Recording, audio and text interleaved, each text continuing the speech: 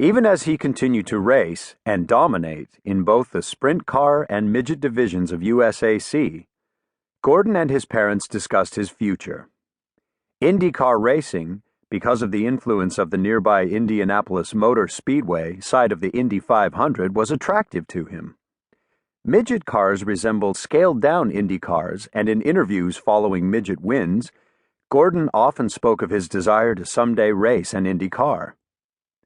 But IndyCar racing is extremely expensive and extremely dangerous. Great strides have been made in making the cars safe, but the open cockpit is inherently dangerous, particularly if a car rolls during an accident.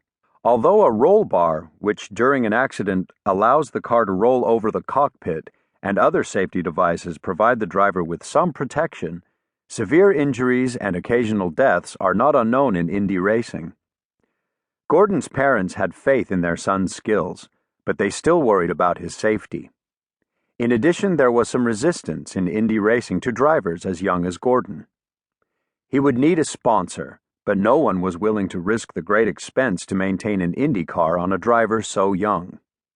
Gordon's parents guided him towards stock car racing, which they considered safer and which offered different levels of racing for drivers with different levels of skill and experience.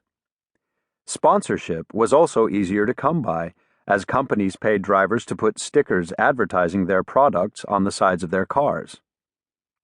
Yet even after Gordon won the USAC Sprint Car Dirt Track Championship in 1991, he was still considered too young and too inexperienced, despite more than 500 wins in his career, to move directly into NASCAR racing.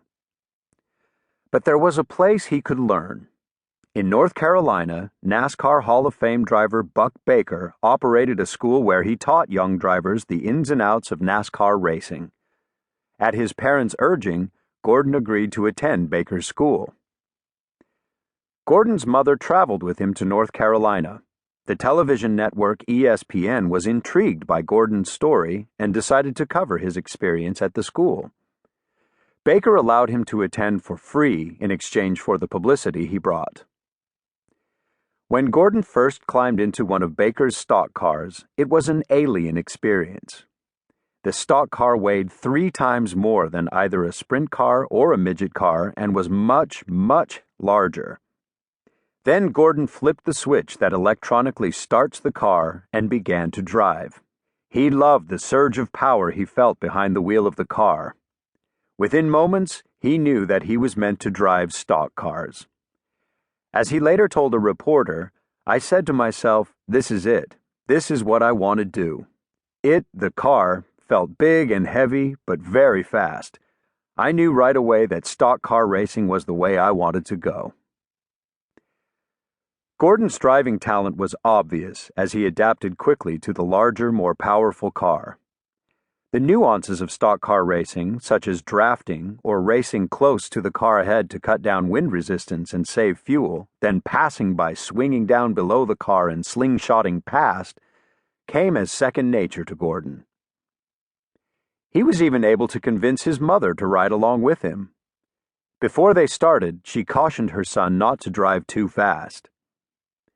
Jeff started the car and slowly pulled from the pits, then accelerated quickly as he shifted the car into gear and pulled onto the track. By the time he reached the first high-banked turn, he was going in excess of 100 miles per hour. Had he been going any slower, the car would have slipped down the 30-degree embankment. As Gordon later told a reporter, his mother started to panic and screamed, "Slow down! Slow down!" But Gordon continued to accelerate, the picture of calm. "Mom," he explained, "the car won't go any slower." In just the first of the car's 4 gears, the 700-horsepower engine powers the car to 65 miles per hour. Second gear takes it well over 100 miles per hour, and by 4th gear, the car approaches 200 miles per hour. That was the last time Gordon's mother ever agreed to ride in one of his race cars. On his second day at the school, a man named Hugh Connerly, To keep listening to this audiobook, I've left you a link in the description so you can do it, at no cost thanks to Audible's 30-day free trial.